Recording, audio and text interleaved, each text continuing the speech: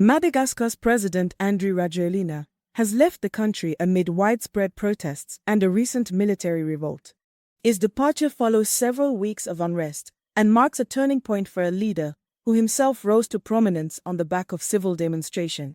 The protests began in late September, sparked by power cuts, water shortages, and rising living costs. These frustrations escalated into protests across the country and mass mobilizations in the capital, Antananarivo. Over the weekend, members of the elite Sasat military unit publicly joined the protesters and called for Rajoelina's resignation. On Sunday, October 12, opposition figures and military sources confirmed Rajoelina's exit. It was widely reported his departure was facilitated by a French military aircraft from Sainte-Marie Airport, though French authorities deny direct involvement. Rajoelina addressed the nation late Monday, October 13, with a speech streamed online via Facebook from an undisclosed location after military forces attempted to seize the state TV station. In the address, he stated that he had been forced to relocate for safety reasons. Opposition leaders claim his evacuation involved discussions with French officials, but Paris disputes this. Eyewitnesses reported seeing a French Casa aircraft and helicopter at Sainte-Marie Airport. Currently, control of Antananarivo is still contested between security factions and opposition groups.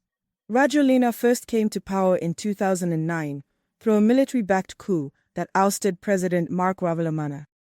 At the time, Rajoelina was a civilian and mayor of Antananarivo, who led mass protests and ultimately seized power with support from dissident army officers and the elite CAPSAT unit.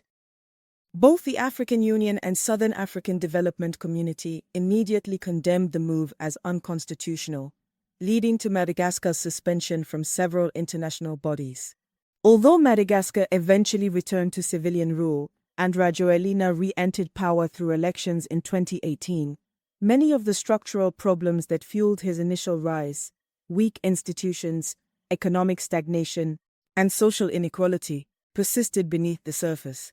16 years later, Madagascar faces a different kind of turning point, one driven not by political ambition, but by citizens demanding accountability and a better quality of life.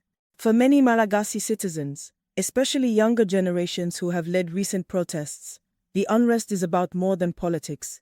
It reflects daily struggles and long-standing frustration with unfulfilled government promises. Organizers say their movement is rooted in dignity, access to basic services, and an end to corruption and neglect.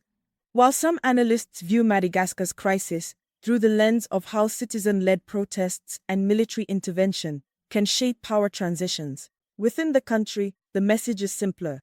Citizens are demanding that power finally serve the people, not the other way around.